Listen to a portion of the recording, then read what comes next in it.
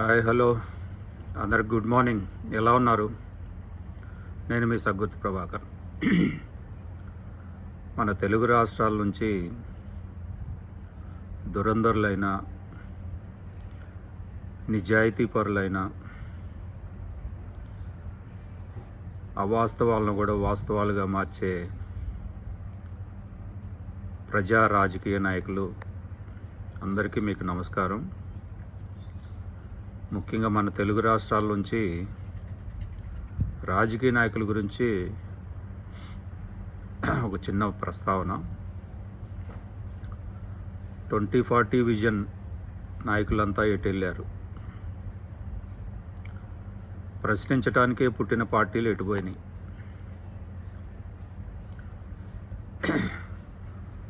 ఢిల్లీ పెద్దల మనసులు గెలిచి తెలంగాణలో జరుగుతున్న అన్యాయాన్ని ఎదిరించి ప్రభుత్వాన్ని చేపట్టిన నాయకులు ఇప్పుడెందుకు వెనకడుగు వేస్తున్నారు? రెండు పార్టీలకి కర్రు కాసి వార్తలు పెట్టినట్టు సురకలు అంటించిన ఎర్రకండువా నాయకులు ఇటు వెళ్ళారు. ఇంకా పోతే ప్రజలందరూ మా చుట్టాలు, మా బంధువులు అని చెప్పి పార్టీ పెట్టి 10 ఏళ్ళు పాలన చేసిన నాయకులు ఒక్క కాంగ్రెస్ ప్రభుత్వం మీదే పోరాడతారా? మీకు దేశంలో ఎటువంటి సమస్యలు పట్టవా? అయ్యా తెలుగు రాష్ట్రాల్లో ఉన్న రాజకీయ నాయకులారా, మీ అందరికీ ఒక నమస్కారం. గొంతులు ఏమైనాయి? మీ నాలుకలు ఎందుకు కదలట్లేదు? ఎందుకు మీరు ముఖాలు చాటేసుకుంటున్నారు? యువతరం అంతా గమనిస్తూ ఉంది. ఈరోజు మీరు మౌనంగా ఉండవచ్చు. ఇంకా 2 సంవత్సరాలు, 2.5 సంవత్సరాల్లో మీరు మళ్ళీ నడకదారిని వచ్చే రోజులు చాలా దగ్గరలోనే ఉన్నాయి. ఇప్పుడైనా మీరు గొంతు విప్పి యువతరానికి జరుగుతున్న అన్యాయాన్ని ప్రశ్నించకపోతే మీరు చాలా పెద్ద ద్రోహులుగా మిగిలిపోతారు సమాజంలో. అన్ని పార్టీలో ఉన్న యువ నాయకత్వం గొంతులు చించుకొని మరుస్తారు కదా. ఎదటి పార్టీ వాళ్ళు ఏదన్నంటే యువతరం గురించి గొంతు విప్పరా మీరు? మీ పార్టీలే మీకు ప్రధాన రహదారుల యువత గురించి మాట్లాడరా మీరు? ఏమైంది? నోరు తెరవండి, గొంతు విప్పండి. మీ చాకచతుర్యాన్ని, ఇప్పుడు జరుగుతున్న అన్యాయంపై మీ యొక్క తెలివితేటలని ఉపయోగించి మాట్లాడండి. ఇదే కదా సమయం. మీరు ఎందుకు దాక్కుంటున్నారు? పార్టీ లైన్లు అంటే ఏంటి? అసలు ప్రజలు లేకపోతే పార్టీలు ఎక్కడవి? పార్టీ లైన్ దాటొద్దని మీకు పార్టీలు చెప్తే ప్రజా సమస్యలను మీరు ఎలాగా విశదీకరిస్తారు? ఎందుకు మౌనంగా ఉంటారు? తెలుగు రాష్ట్రాల్లో ఉన్న రాజకీయ నాయకులందరికీ మరొకసారి ఇది ఘాటు హెచ్చరిక మాత్రమే. నిజంగా ముందొచ్చే రోజులు మీకు చాలా కఠినంగా ఉంటాయి. గొంతులు విప్పండి, మాట్లాడండి, జరిగిన తప్పుని సమర్థించండి. విద్యార్థులపై జరుగుతున్న తప్పుని మీరు ప్రశ్నించండి, దానిపైన ప్రశ్నించండి. ఇది ఏ గవర్నమెంట్కో సొంతం కాదు. యువతరం అనేది అన్ని గవర్నమెంట్కి సపోర్టుగా నిలిచే బలం ఇది. ఈ బలాన్ని మీరు కోల్పోతే మన దేశం మొత్తంలో ఉన్న బలాన్ని కూడా కోల్పోతారు. అన్ని పార్టీలు ఆలోచించండి ఒకసారి.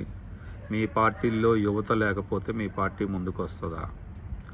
మీ పార్టీల వెనుక, ర్యాలీల వెనుక, మీ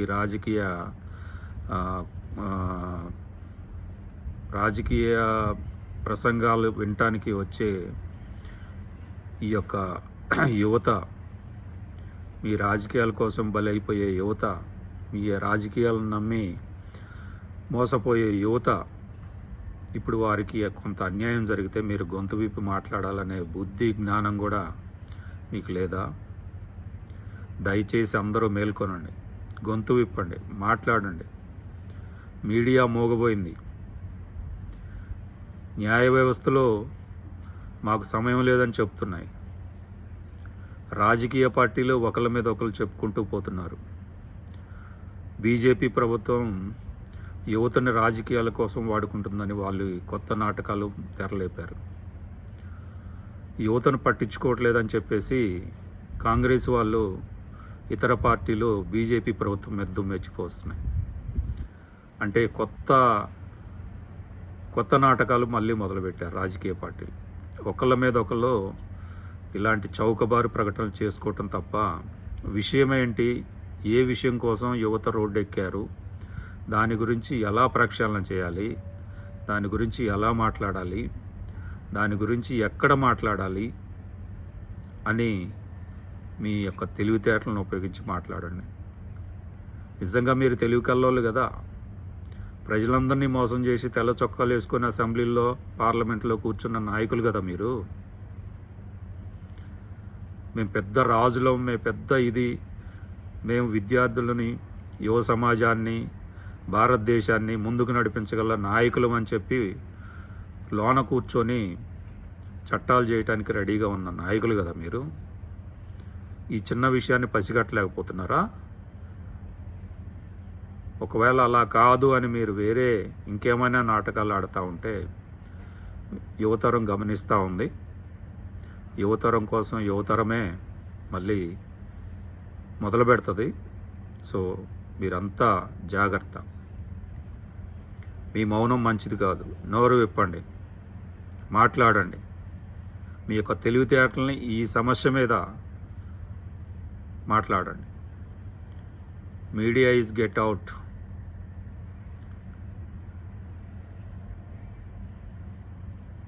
న్యాయ వ్యవస్థలో అన్నీ గెట్ అవుట్.